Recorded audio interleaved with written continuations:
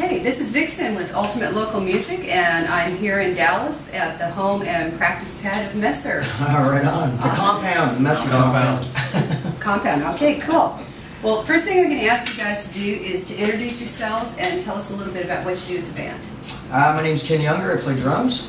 Derek Messer, I have vocals. Do you play the vocals? I play the vocals. All right, play those vocal cords. My name is Maddox, and I do the bass. And Javier's missing today. So he's right here. There he is. Okay. Oh, yeah. He plays guitar. Yes. Bare bones. Boom. All right, cool. Okay, well, start by telling us a little bit about how did Messer form and when? How'd you guys run into each other? And Did you get the call before me?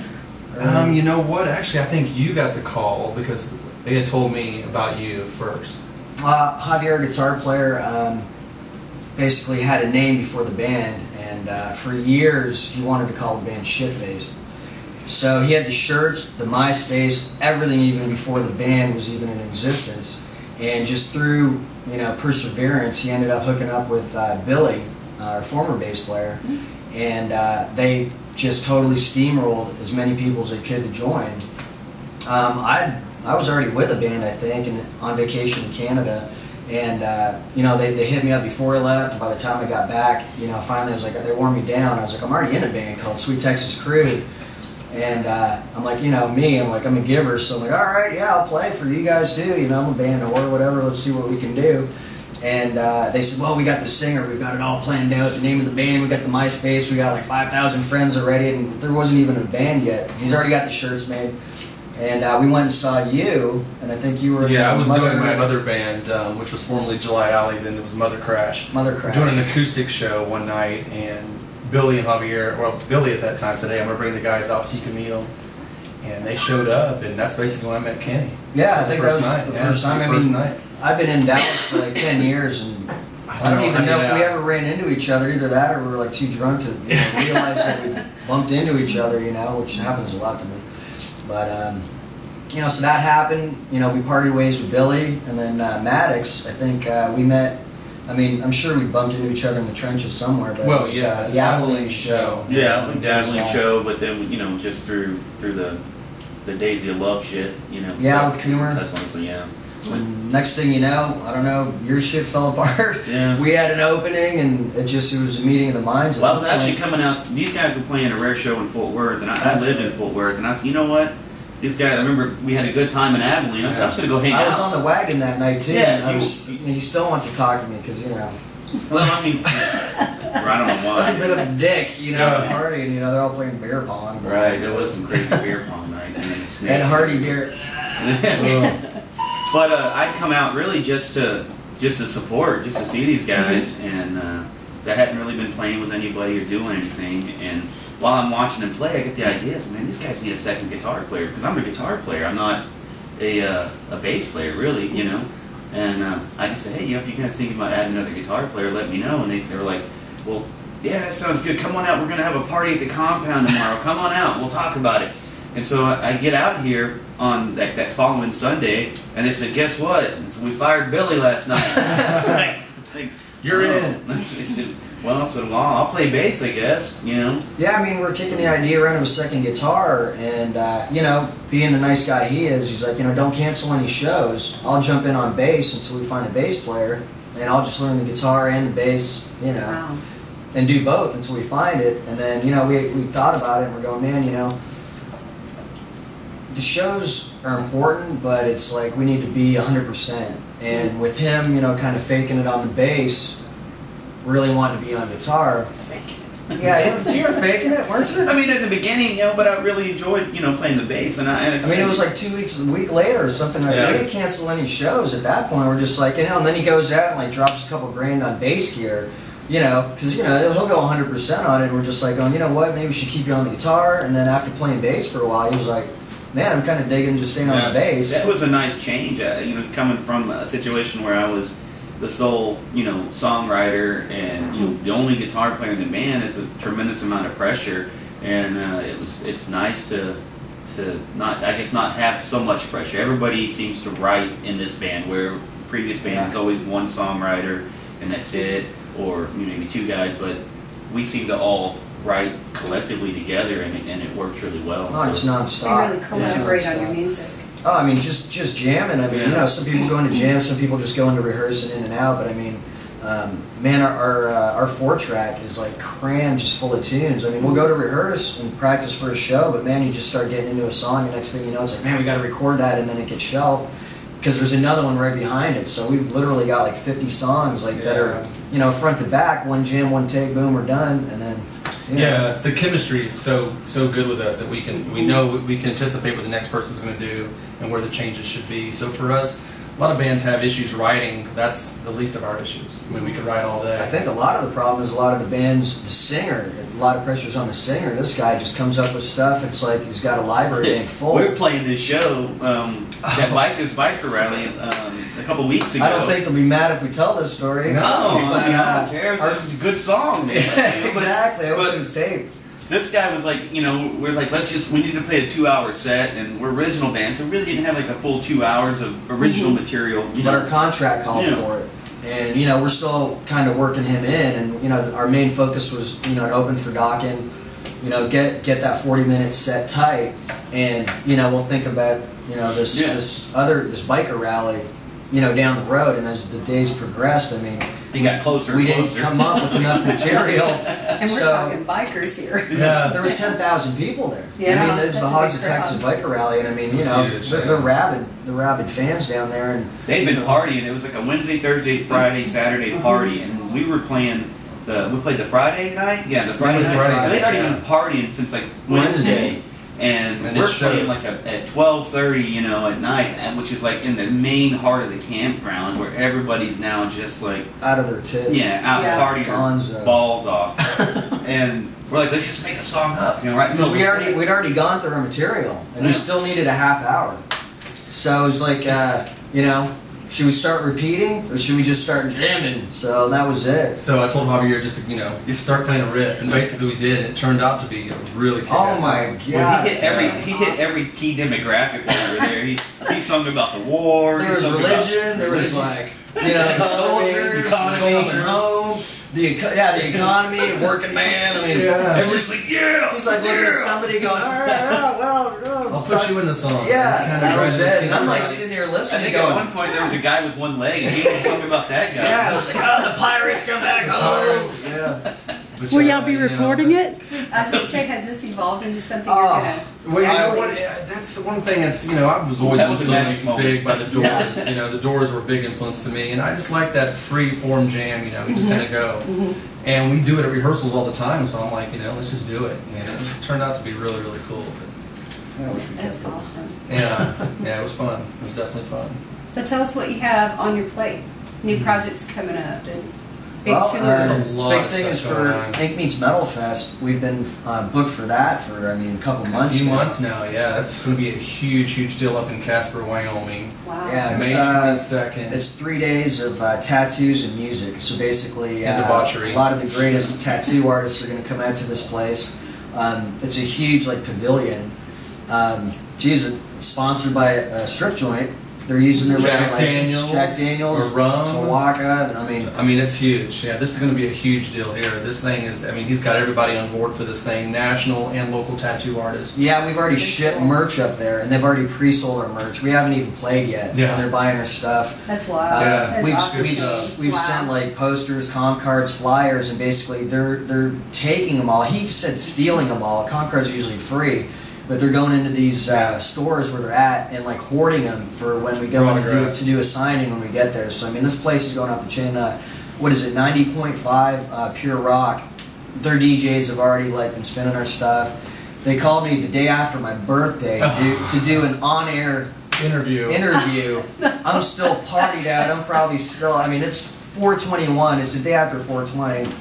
And they're calling me up to like come in there and, you know, do this interview. And you're there going, dude, I got your bag. We're coming in. I'm like, oh, you take this one, or you take this one. And they're just rolling on the floor. I mean, these guys are like, you know, they're like Howard Stern style. They're Yeah, rapping. they're totally crazy. And they said after that, as soon as we finished the interview, their sites all blew up. And they're, I don't know what we were saying, but they were like just going, man, they're still talking about it. I don't remember what I said. Yeah. but Yeah, it's- catching me the day after my birthday is like, maybe it was the Yeah. best time actually Yeah. to talk to us. I don't know.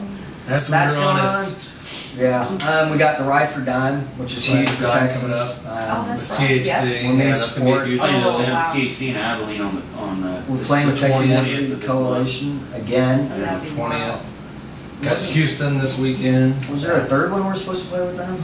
I don't remember. There's- Somehow we keep chasing them, or they're chasing us. Oh, you know what it was? It was the Biker Festival. They Biker played the next Fest. They night. played after us, so it's cool. You know, with crossing paths with all the Texas bands, and you know, all the bands are so positive. It's not like a competition. It's more camaraderie than anything. You know, so There's actually some good music starting to bubble back up here in the Dallas-Fort Worth area again. Great. It's- yeah, I think and Bone's coming back. It's nice, you know. Some of us, I guess all of us are what I call veterans, you know. So we've been around for a little while to see it when it died down, you know. We to saw be the a part death. of to be a We'll part see of the it, rebirth. you know, at its apex, and then also be a part of it at its death. But to see it resurrecting again is nice. And you know, I live in the Fort Worth side of town, and so the music scene out there is also bubbling, but it's completely different than the Dallas. See, that's more scene, metal out there than No, it's metal and folk, you know. yeah, And folk it's just, metal. That's Folk quite metal. extreme. That's a great new It's thing. folk and metal out there, mate. Yeah. It's like the Bible Belt. It's like how Abilene is. It's like you're really hardcore, heavy devil death metal, or you're Yeah. Christian folk music. Yeah. But, Abilene's really been good to us too. We've got 3 radio stations down there playing our stuff. The Queen, Lacey Lee, people are such great supporters of us down there that we can't thank them enough. Really, I mean, Yeah, you know, it's they kind of definitely almost been a push us second up. home because wherever we're going, whether it's out west of California or up north of Wyoming, it's just we got to stop in Abilene just to pay our respects to Kind of them. your home away from home. Yeah. It is definitely really, and I is. mean, It's for them really to crazy. embrace us that bad, I mean, Yeah. it's just like, just came out of the blue, and I guess it all started, that show that we did a double show with Maddox. Yeah, yeah, I guess that's true. Very cool. We're back to that place. It's funny because now we're going back to that place on Yeah. the 20th to play the place we and played. you know, are we first. playing the small room or are we playing the big room? No, the big room. The big room. That's good. For that Yeah. small room, we had those issues with my Mesa with the electricity, and that place is like 100 years old or something. Oh, that yeah, building so- or whatever. So yeah. that big The room. whole downtown area was really Yeah. ancient. That was a nice. I like that slide. You ever go down the slide there at Midnight Rodeo? Haven't been there. They got a slide from upstairs to downstairs. You got to go. It's fun. Catch you guys up there.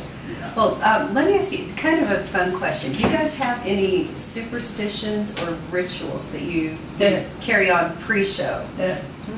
Well, this guy's OCD. He's probably got he plans his all the way up to the show. I eat the same meal before every single show for the most Okay. part. And the one time I veered from the my meal program, which I normally eat, was at the Trees, the Docking show. And it was Is that just when you got sick? Yeah, that's when I'm throwing up on the stage. Oh no! In between songs, I'm so Because I don't feel good. And I'm Pulling like, the "You're South about to Park. run." Yeah. And we had eaten Zini's pizza right before then. It's a plug for Zini's, by the way. Zini's Shameless pizza, plugs. great. I didn't throw it up because it wasn't good. It was really good pizza. It's the acid reflux. Yeah, there you go. Capacitor. Yeah, but I normally try to eat the same meal before every show, just Okay. because it just started 12, 13 years ago when I played one of my very first shows ever, and I had eaten 3. I hate Taco Bell, but I ate 3 Taco Supremes from Taco Bell, and then before that, I wasn't joking when I said OCD. He'll go into Yeah. detail. No, I'm serious about this stuff. So, but yes, I washed my hands 10 times. I have He's to wash got my to hands. run a around lot. the room and touch each wall once. Yeah. I spin around a lot. That's it. You No, just have to no. shake the tap 3 times to the right. I don't think there's superstitions or whatever, but it seems like when I do veer, that's when the inevitable, something's going to happen. So, and I was throwing up on the stage. I didn't miss a beat though. I kept on going. That was your first show with us? No, that was the second. That was a docking show. That was like the 3rd or 4th show. All right, I was gonna say you're gonna have to throw up every show. Now, Yeah, because right. that'll have to be a ritual. Though. Keep it Right. going. No, the first show at Curtain Club, I don't think I ate it all just because I had so much nerves. It's just about playing an instrument professionally that I've never played before, on stage. Yeah, that's got to be. Yeah. That's And nerve-wracking. of course, then there was all the buzz about who it, because we kept it kind of a We secret. didn't really tell anybody, so. Yeah, as to who the new bass player was, and so I'm hiding out in the green room all night long. And we're telling them, dude, just relax. This is fun. We're gonna have a good time. We always, have great crowds there anyway. So we're like, dude, just have fun, Yeah. main thing. And I don't know if do you have one? I mean, you know what? I don't eat before shows. I'm the exact opposite, I guess he is. I don't eat. I guess a pre-show ritual. I got a certain set of underwear that I wear, like the sexy underwear, knowing that it's going to be a good show, and you never know who's going to see in your underwear after the show. Is it that thong? I just see the frilly thong? No, it's more like because in the green room sometimes you got to change it in front of a bunch of guys. So I don't pull the thong out until we're going for the A game. The elephant. Well, usually mostly absorbent underwear is like the key, but it's a fine line between absorbent from the sweat and sexy. Yeah, I just skip. I don't wear underwear at all. Mostly boxers before the show, but that's a pre-game ritual so that you don't have to like go back and change. You still wear the same ones and. They're good for like 2 or 3 days as long as they're clean. Yeah, exactly. Because the party could actually move on to like carry over into the next couple days. Everybody's like, "Why are you wearing sunglasses?" Yeah, there you go. And if it's a really good show, you might not even get them back. Yeah, exactly. Nice. End up on some girl's mirror. Yeah. In their car. That's why I don't Stuck wear up there with gum. Yeah. I don't think it's stuck with gum. Maybe it's not gum. Yeah, right? Boom! Maybe it's not. Now, does Javier have any? I'm trying to think. He does most of the throwing up after. Yeah, he throws up afterwards every time. Javier, you can speak for yourself, but until then, we're gonna say for you. What is his really? What? No, Got a shit. what? I don't think he does. Really. No. Got a flat out his hair. He likes to shower or nothing. He likes He's to not make even here to sure he defend drinks himself. enough to throw up the next Well, I'll tell you what he doesn't like to do. He doesn't like to carry gear. That's his pre-show ritual is not to load. Not to load. Not to load. God, I need to pick that one up. He likes to have his pre-show nap. Yeah, Okay. that's it. Okay, for Javier. He's the most napping person I know. Yeah, Javier's a sleeper. What He's a sleeper. Yeah, he's probably sleeping right Is it now. narcolepsy? Yeah. Yeah, he's a Just narc. call us the Or a necrophiliac. What is it? That's when you fall asleep. No. Fucking someone. Yeah, that's a narcolepsy. That's a narcolepsy. That's French, isn't it? It's a narcolepsy. Something like that anyway. There's some serious camera To shake go here. back a little bit when you were talking about the dime ride. Yes. Talk a little bit about your charities. That was real interesting finding out. You guys do work for charities. I mean, we try to volunteer for as much as we can, and love to give back. We love to give, and you're, like you said, you're hitting a whole new demographic with people, and with charities, it's they're just impressed that these dirty rock and rollers want to get involved with like animal shelters or like MS and charities. Like we did. Let's see, I did the Metroplex Animal Coalition, MAC. Where you volunteer for spay and neutering. Dogs. That's Okay, you volunteer for spay and neutering. Yeah, I did. see, Real we did men too. neuter. And actually, they're having a. I mean, He's still a little sore, right? Did you get neutered? Yeah, it was free. Yeah. They cut a little piece of the tube off, and I heard it can grow back. Yeah, I think so- I might have to get it again. Yeah. Who else have we done? Let's see. This weekend I'm doing the Live Love Foundation. I'm doing a fashion show. I'll be sporting Boots, custom right? boots Very and cool. custom clothing. Expensive boots. Yeah, like 2,000, 3,000. Very cool. I don't know if I'm going to get like the super high-endy ones because I might just take off with them. Not. I won't. Yeah. What else have we done? MS. Well, I felt Military awkward, like, vets. Yeah, Wounded Veterans. We played Hooters, which was auspicious. There was like 60 plus wounded veterans. Vets, yeah, that opened a whole new demographic for us right there. Because, Yeah, and those they guys were, all keep in touch with us. Hooters sponsored the whole thing, and it was crazy because We played at a Hooters. we played it. That was crazy. That was some madness. we used to play at Hooters a lot too in Arlington. I played with several Hooters, but never at one. I know, right? My band.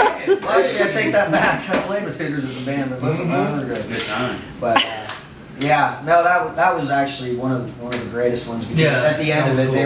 they were all up on stage with us taking pictures, That's and I mean, sponsoring it. Like they put out a lot of food. I mean, there was like so many people there. Yeah, it was cool. I mean, because you're seeing guys with missing limbs, burn victims that are recognizable, and these guys' spirits were still top. It didn't slow That down one was the bit. best part. And that's a big shout out for our Yeah, military it really right there. is. That's awesome. It was very, very cool. That's definitely very touching when we did. Yeah. Okay, and where can fans find your music? We're gearing everybody to point them directly towards reverbnation.com/messer. And there you can find songs, videos, merch, upcoming downloads, and most of all, upcoming shows. upcoming shows. It's the most up to date with all the media these days. It's like you can have 10,000 websites, but if that's good for promo, but they should just be directed towards one that's the most up to date. Right, and that's the best one really. And we love the support of everyone we have, especially Eric and everyone at Ultimate Local Music. Yes, you guys rock. Love Thank you guys. If you go to your site, they can find the old what was it? Interview, Review. yeah, It was a review of our that Eric stuff. did, and I think Which were we use in one our of those- promo pack. Actually, we send that out. To any agents or anybody that's interested in the band. Actually, you know what? I think it's on Reverb Nation. Yeah, too. and I We think reposted also it. didn't he also play us like first? Yeah. First on when his internet show aired. Awesome. So We're Yeah. Simple Man was like one of the first he played on there. So we love him and love all the support. Yeah, thank you guys. Yeah, definitely. And we look forward to coming to a city near you real soon. Yeah. Request Messer on the radio.